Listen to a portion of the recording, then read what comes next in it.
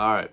So we're back. I got my voice back. I'm not as sick as I was. So let's talk about something different. I put a poll up a little while ago on the channel to see what some of my viewers would want to see.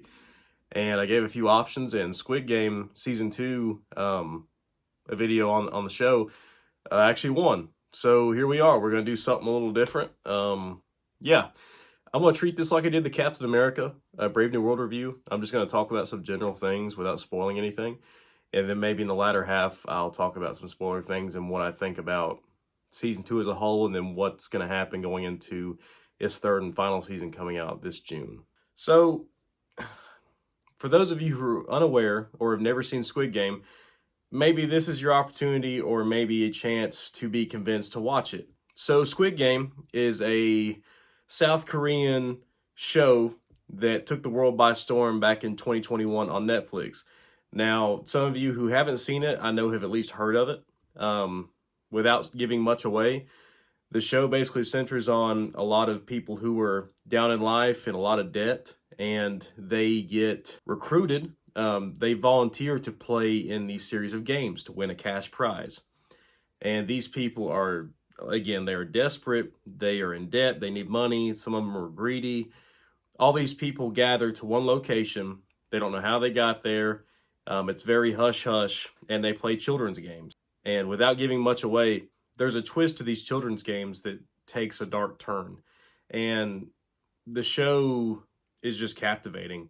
Now, I'm someone who didn't watch it when it first came out, like right when it came out in 2021. Everybody and their grandma was talking about it. All my friends were talking about it. And I'll be honest, just the prospect of trying to watch a show that was not in English, and then trying to read subtitles or something like that, it kind of turned me off. I know that sounds kind of stupid, but I didn't want to focus on having to read subtitles and kind of miss what's going on. But Season 1 and Season 2 actually have an English dub version where the audio is completely English, which I think is cool. You can get whatever you prefer.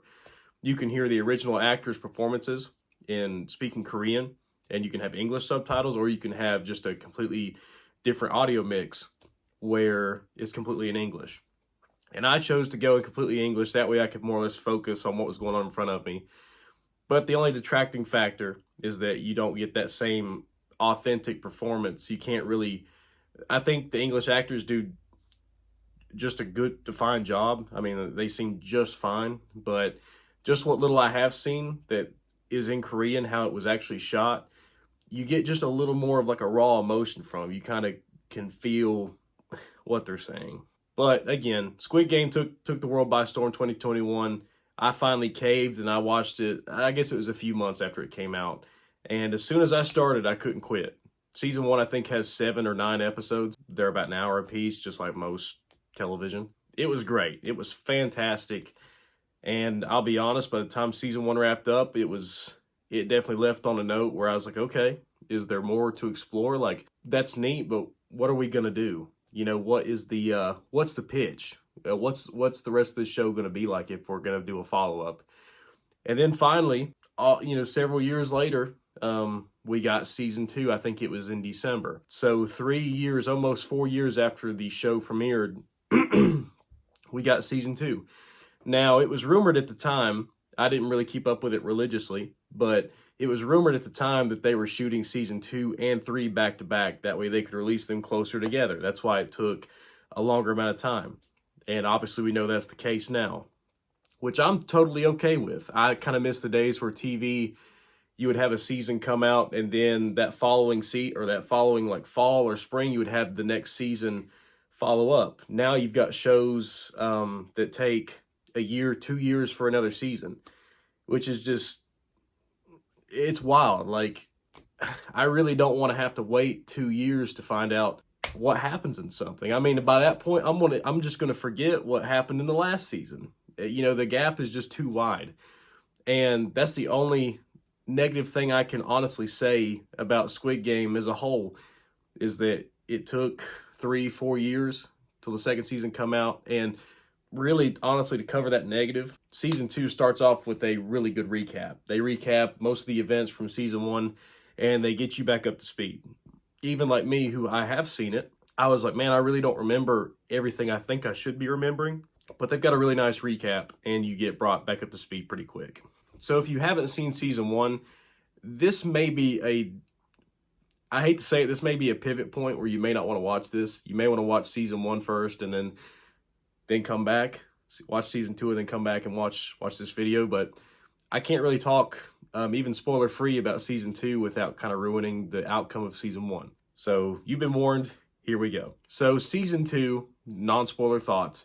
Season 2 picks back up with Guillaume a couple years later after he has won the games in the first season. He's obviously out on a path of vengeance. He's going to try to find the people who run the games, and he wants to expose them. He wants to take them down once and for all. We knew that was kind of the overall plot point where season 1 left off. Season 2, it does pick up a couple years later, and you get a really interesting look into what his life has become. He's got all this money, but yet he has nobody. The show picks up and starts off with a bang, because you immediately get reintroduced to Guillaume, and you realize you get to visually see and feel how different of a guy he is compared to how we first found him in season 1, where he was greedy, he was kind of selfish. I mean, not a great guy. He had some good redeemable qualities, but he's just not a great guy. And then after everything that happened to him in season 1, he is completely different. And he's out for blood. He wants to expose them. He wants to go back and find them. He wants to put an end to all of us, and nobody has to go through that again. And what I think is really interesting is he actually gets the help. He hires a lot of people to actually try to search for the recruiter. Now, the recruiter was the guy who obviously was going place to place and going person to person, just like he did with Guillaume, and let him play a game, and gave him a taste for like playing a game and getting some money. And the recruiter was the one handing out the business cards and basically recruiting everybody going into the Squid Games. We actually catch back up with the cop. Now, this cop, I can't remember the guy's name. I'm horrible with names, just like the director and the writer of this show and the actors. I'm not even going to try. I mean, I don't want to butcher it. But we catch back up with that cop who we followed in a B plot through season 1. He actually went to the island and was looking for his brother. And at the end of season 1, we actually find out that his brother was the front man. And the front man was the guy who was in all black, and he was more or less in charge of running the games. And the front man, his brother, shot him in the shoulder, and he fell into the water. And I think we all kind of felt that his brother placed that shot on him pretty strategically, not to kill him. But either way, we picked back up with him, and we learned that he was picked up by a fisherman on a boat, and now he's a traffic cop. It's just kind of weird. It's like, okay, did he just forget that he saw his brother and all this crazy stuff transpired that he was a part of? But you quickly learn that he, during the 2 years that has passed in season 1 and 2, that he actually tried to lead efforts into looking for the island and looking for the games. Like, he was trying to convince people that they were real and everything he saw was real, but obviously they couldn't find any evidence because they're so good at hiding their trail. But we catch back up with him. He's a traffic cop. He's just going out day to day normally. And we get to see him and his mother talk about his brother a little bit more, and we get some more backstory on his kind of family and his whole family dynamic. But either way, the story kind of folds in a way where the same cop, ends up crossing paths with Guillaume again. Now, they had some interactions in season 1 that were brief, but here it's on full display. We've seen it in the previews, but Guillaume ends up back at the island playing the games again. Especially, he's trying to presumably fend and try to convince people that he's played before and that they should listen to him, and he knows what's going to happen and they need to follow him. But both the B story of season 2 and the A story with Guillaume and then this cop, they kind of more or less fold together and kind of merge into one. And a lot of the show is still kind of the same idea. You've got a big A plot and you've got a big B plot. And the A plot involves Guillaume in the thick of the games, trying to convince people that he's been there before and he knows what to do, which brings up a lot of different dynamics I'll get into. But then the B plot, you also follow some other guys that Guion had hired, and also this cop trying to locate the island and locate the people. That way he can help expose it. But I think season 2 is definitely not a disappointment. The time waited was worth it. I think season 2 is really strong, if not just as strong as season 1 in some ways. It's great. And I think that's all contributed to the same writer, director, and creator of the show. He's obviously got a really clear vision of what he wants it to be, start to finish. And I think that that's awesome. The fact that it's kind of planned out and they've got 3 seasons in mind and that's where they're going to keep it. I think that's cool because they really get a definitive ending on their terms, but they get to mold these characters and the stories to their liking. But yeah, I think season 2 is phenomenal. Yeah, I was just as gripped as I was with season 1, if not more, at the very beginning. Season 2 does not disappoint. I think it's a great follow-up to what season 1 started. And the way season 2 ends only sets the stage, a massive stage, for season 3 to either end on a super high note or possibly disappoint.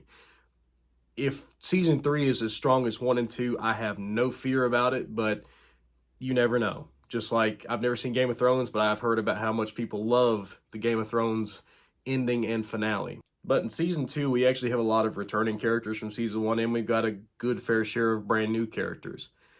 But I think the most interesting aspect of season 2 is seeing someone who has already won the games back in the thick of them, having to deal with it, which is obviously what happens with Guion.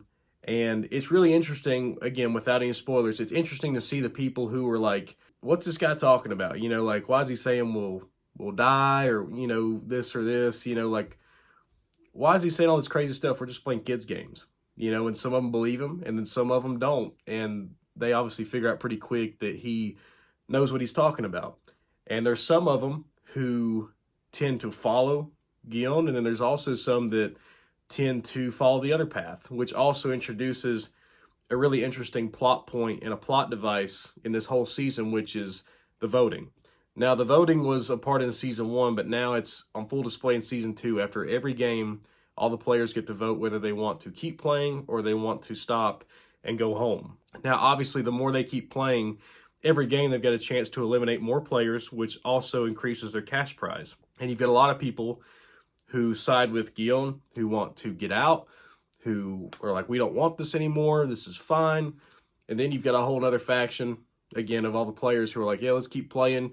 If we play one more game, we'll get such and such possibly money, and then we'll quit. You know, there's a lot of interesting interpersonal dynamics between all these people. And just like season 1, we've got some really standout characters besides our main lead, who we follow. And there's a guy with like his elderly mom, and then there's this guy called Thanos. He's like a Korean rapper or something. He's got purple hair. He's probably like the standout character of the entire season because he is so extreme, and he plays it off like it's a game. Like, he's really goofy and he's a jerk. Like, sorry, he is one of the best examples of you love to hate him. And this dude nails that. I mean, he really is a standout in that part of the show, or this particular season. But yeah, I think the interpersonal connections in this season are arguably just as good or stronger than season 1 as far as the player-to-player dynamics and their ethics and what they think about they should do with the games or what they should do with their lives. Which brings me to something I want to talk about that's obviously a big selling point is the games. Are there new games? Are they just playing the old games? These are all questions that I had going into season 2 because I'm glad that I didn't, but I didn't really watch any real trailers. I didn't watch any. I just tried to go in blind. I did know that Guion went back to the games because it was in one preview I'd seen. But other than that, I didn't know anything. So going into the season and finding out that you were going to see some familiar games, but also mostly brand new games was a pleasant surprise. So here you have Guion, who knows what's going on with some, and then Guion completely has the rug pulled out from under him on some of these games because they're brand new and he has no clue how to play them.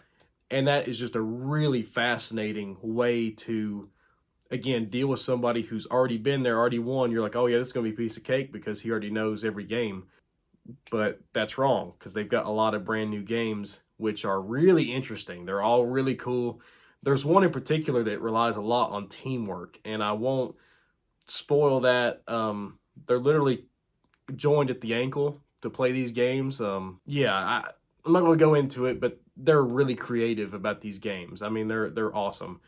But it got to a certain point in the show where I was like, okay, are we just going to more or less repeat what season 1 did as far as the games and all that? And the show kept going on. I was like, okay, something should be happening here. Like, something's going to happen.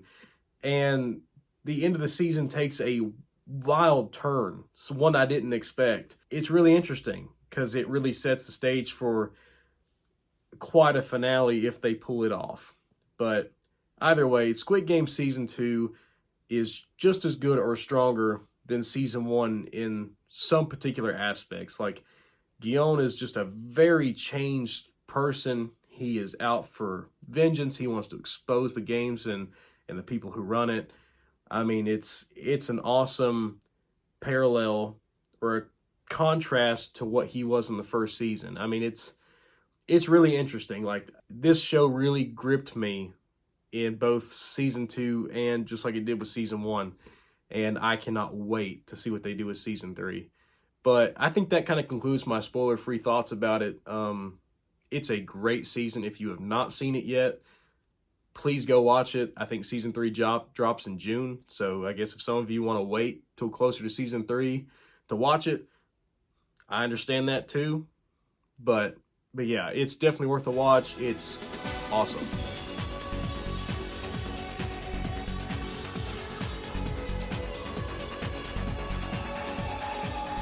Okay, so now we're going to transition into just some kind of random spoiler thoughts, just things that I couldn't talk about in my spoiler-free section. But if you're watching, this is your warning. This is full spoilers for Season 2.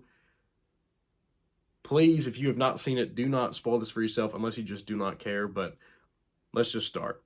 Near the beginning of the season, Guillaume is actually paid some people to go after the frontman and kind of track him down. That's what he's been doing the past 2 years. And we actually learned that Guillaume has hired, I can't remember the guy's name, but he had hired the same guy who was beating up himself, Guillaume. Guillaume owed this guy some money. And in season 1, I think he had punched him in a bathroom and made him sign a piece of paper with his blood on it. He's paid him off, and now he's hired him and his guys to actually split up into groups all over town and look for this recruiter guy. And they try for all this time, and they keep paying him. It's interesting to get more character development from a guy who otherwise looked like just a piece of trash. And he's like, yeah, he said he paid me off. He's paying us really well to do this. We're going to do the job right. And you get to see them scouring and looking for this guy.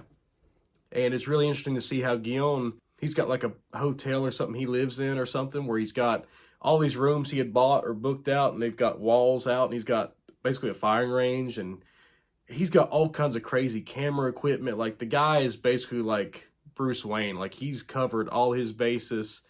He's on full alert mode. Like, the dude has really, really changed since Squid Game Season 1 ended. But I think it's really fascinating. It's really early on. They actually do find the recruiter, and they start tailing him. And what's really cool is we actually get a nice look into the recruiter and some of his day-to-day tasks, which I always thought was neat. But either way, they end up tailing him, and the recruiter actually takes that guy who Guillaume's been paying, that guy who he owed money and who's been, recruiting or making his guys look for the recruiter.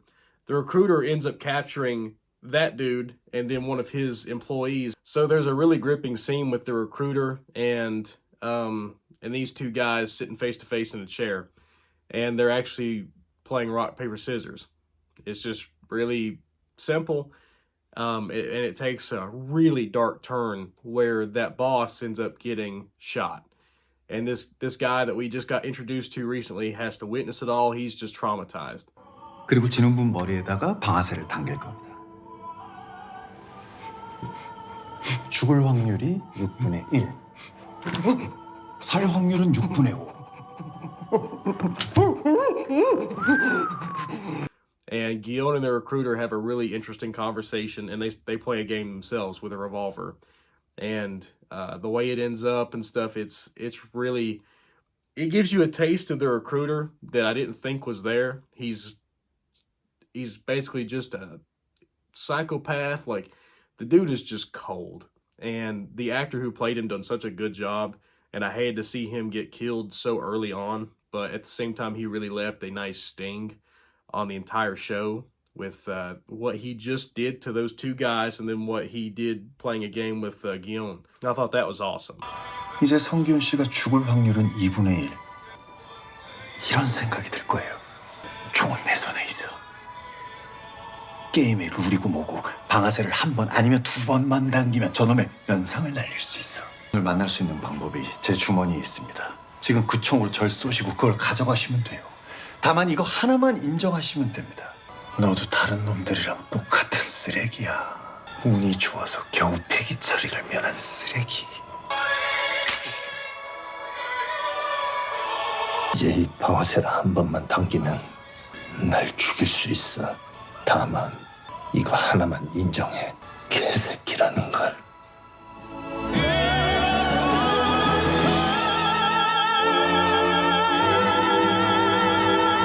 But to pivot off of that, just another random thought.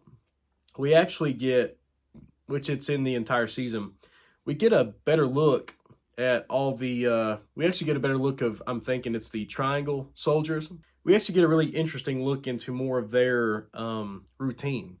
Instead of just guard the players, we actually get to follow one of them. I can't remember this girl's name, but we get a little bit of backstory with her, which I'm pretty sure will be followed up on because there's a lot of clues and hints dropped throughout the season. But she's a marksman, and she's actually one of the shooters in red light, green light, and she's, shooting players. She's one of them. And it's interesting to see how she fares in the group of the rest of the soldiers and those relationships. Like, it's really interesting to finally see more than just the players of the game. We get more background about some of these soldiers and then some of the other inner workings of the show. I think that's really fascinating, which also leads into probably the coolest part of season 2, which is the front man. So the front man is a big focus in season 2 because after red light, green light, he watches the entire game just like he had done previously. But in the time the second game, the voting starts, it's a twist because they have player 1, which ends up being the front man. He literally just dropped his get up and took player 1 moniker and voted to keep playing. And it's a big twist that, the front man's playing in the games. And immediately you're thinking like, oh my God, is he going to reveal himself or is he just going to lay low and act like a normal person? And obviously he acts like a normal guy, which is really cool because he befriends Guillaume, our main protagonist. This actor, he does such a good job. You can't quite get a hold of exactly his motivation, which I think is so cool. He's got some really nice moments with Guillaume and some other guys, which also brings up the point that Guillaume's friend who he's gambling with in the first season actually got recruited to play the games now.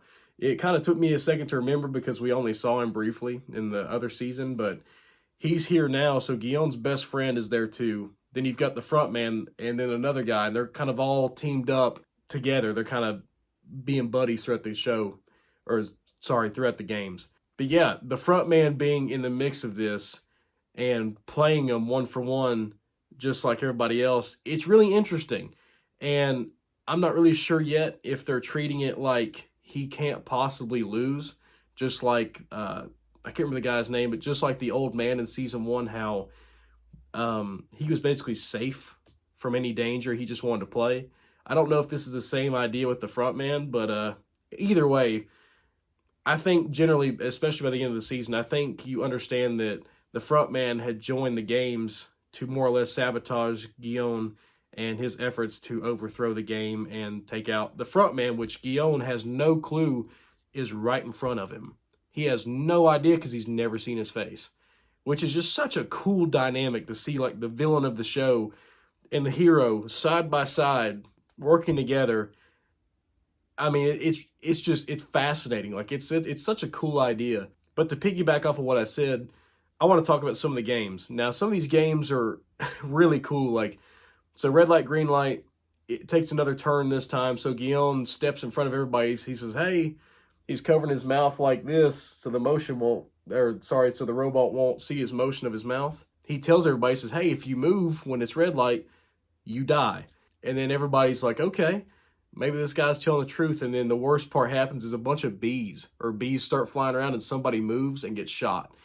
And then obviously some people freak out like they did in the first season and they get mowed down eventually. But Guillaume leads an alarming amount of people through and they finish. And people are like, "Oh my God," you're like, "How did you know that?" And then Guillaume has to reveal, "Well, I've played these games before." And then someone's like, "So you won all that money and why'd you come back?" And he can't really say exactly why he's back. I mean, it's really interesting because Guillaume tries to play his whole motivations really close to the vest, and it kind of backfires on him, which I think is really interesting. But the rest of the games are actually very different so far.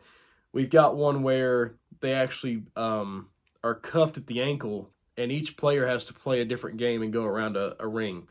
And it was really awesome. Like, I mean, it was just a cool idea. Then there was another one where it's kind of like everybody stood on this like merry-go-round kind of on this platform, and a number popped up on a screen. And there was all these rooms around in this one big room. And whatever the number was, that's how many people had to be in each room. But if you had the wrong amount of people in a room, or if you didn't find a room before the time ran out, you would be eliminated. But that was a really cool game. But to kind of circle back and explain why Guillaume is even there, again, if you've seen the season, you know why he's there, but they actually devise a plan. Guillaume removes a tooth of his and puts a tracker in one.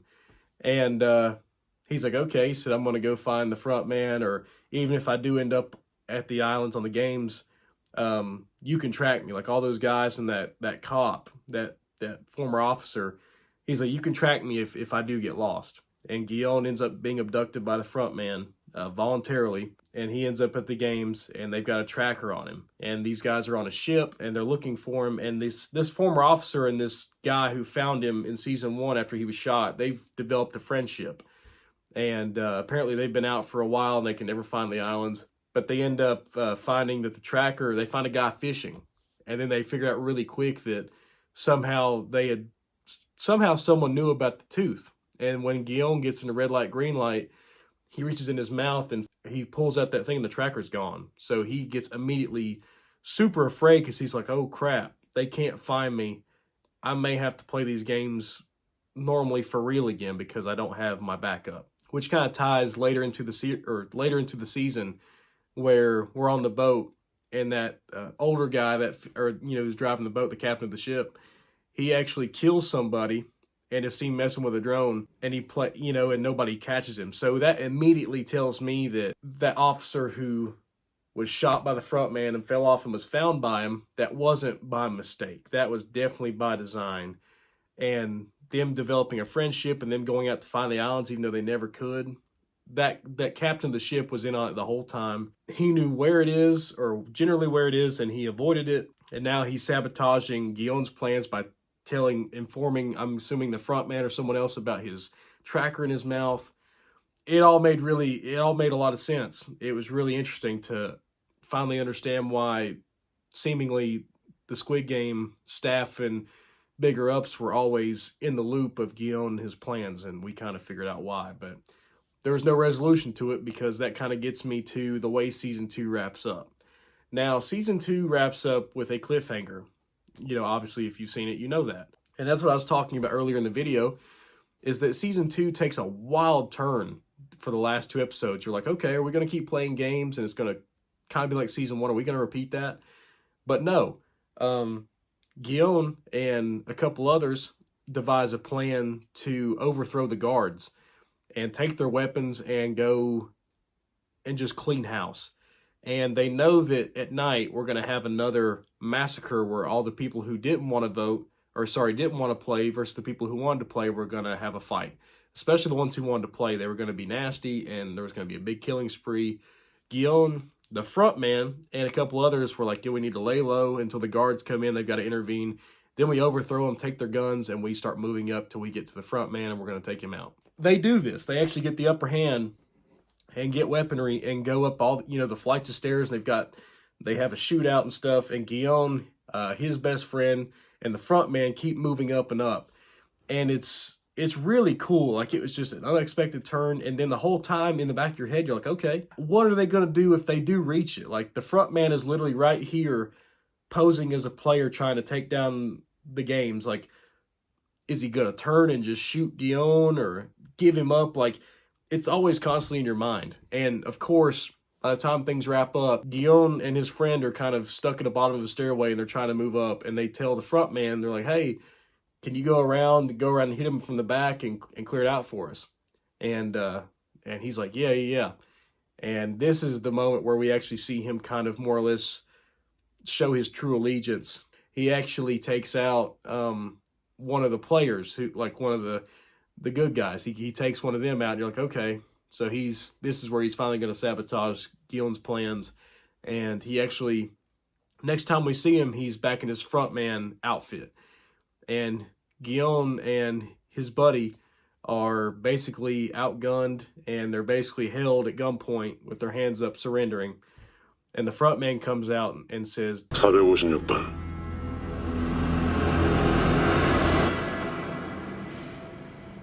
영웅놀이는 재밌어 너. 잘 봐. 네 영웅놀이의 결과가 어떤 건지.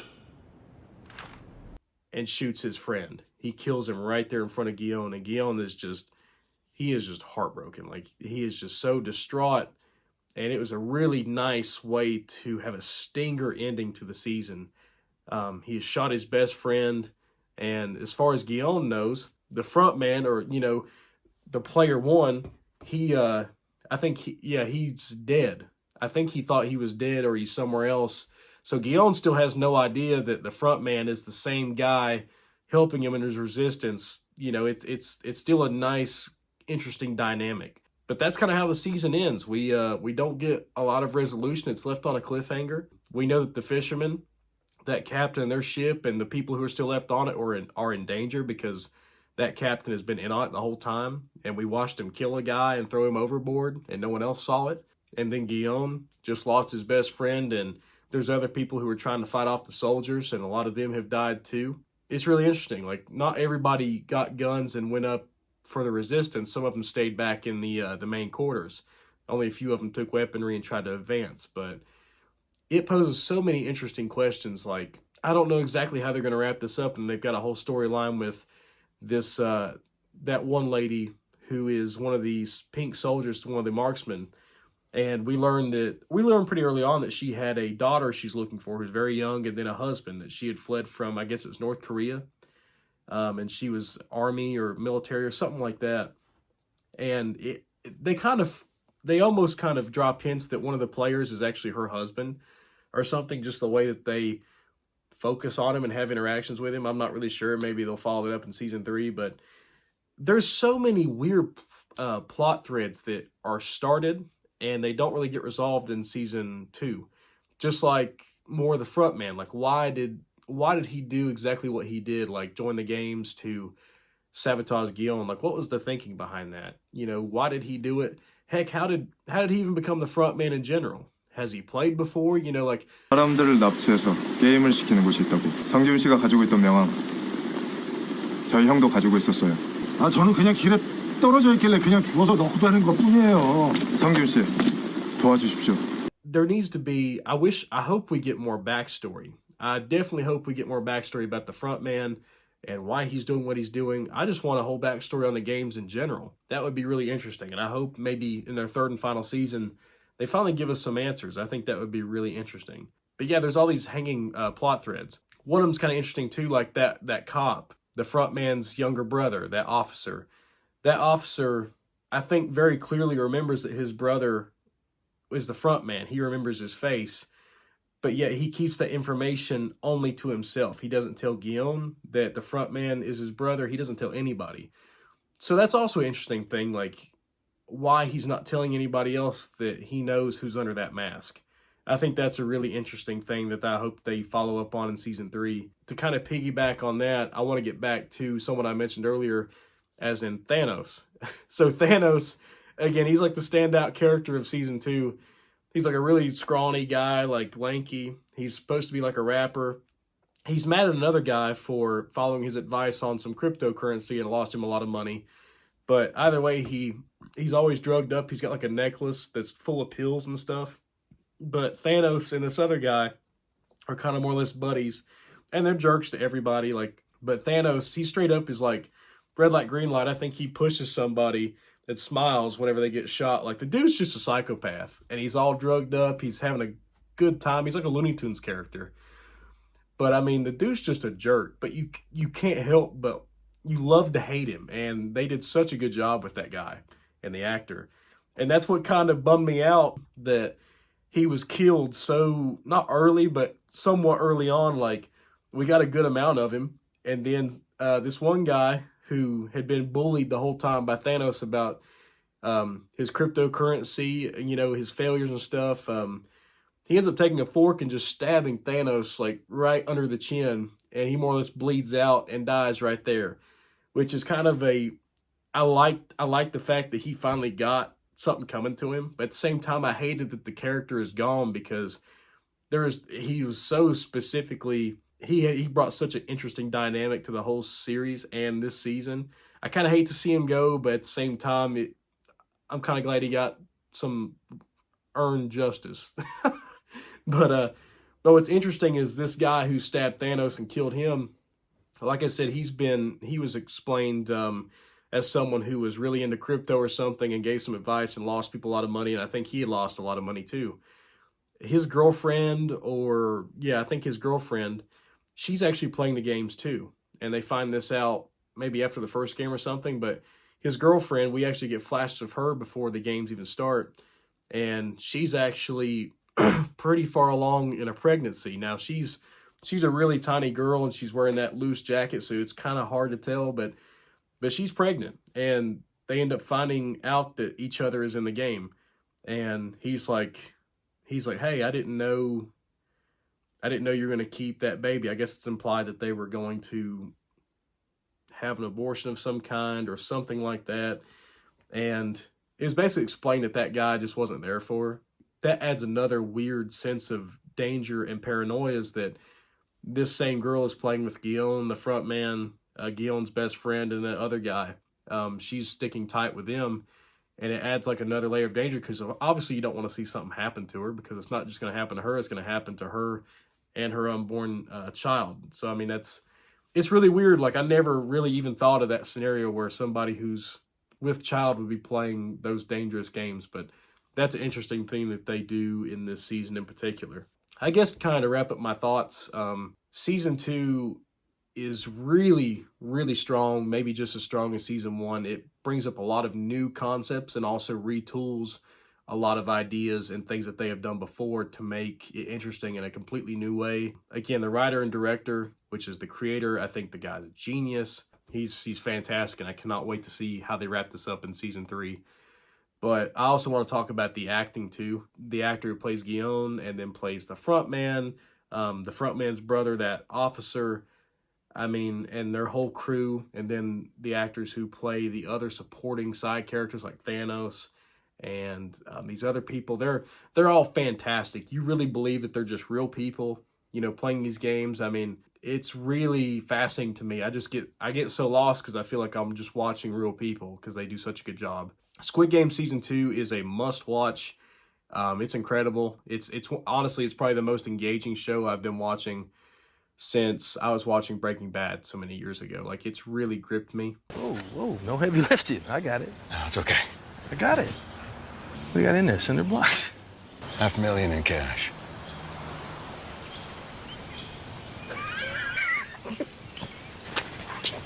I got it. And I really like it. It's making me guess what's happening next. It's subverting all my expectations. Like, I love that about a show. If it can subvert my expectations in a really nice way and do it where it makes sense, but something unexpected, if the story is strong like that, I love that. I love being proven wrong or not even thinking about something. I think that's a genius way of writing and directing something. Squid Game season 2 is worth a watch. It's incredible. I love this show and I love this season, and I cannot wait till June to see how they wrap all this story up. I'm really hoping they stick the landing. But either way, that's kind of my quick-ish thoughts on Squid Game season 2. I wanted to get this one out of the way. That way we can move and keep trucking on. Daredevil Born Again comes out next Tuesday on March 4th. I will definitely be covering the first 2 episodes pretty much as soon as they come out. So please be on the lookout for that. I think that's going to be a good discussion, spoiler-free and definitely spoilers. I'm so psyched for that, but we're going to talk about a little more TV. But yeah, stay tuned for Daredevil Born Again. Those thoughts, and yeah, I guess I'll see you then.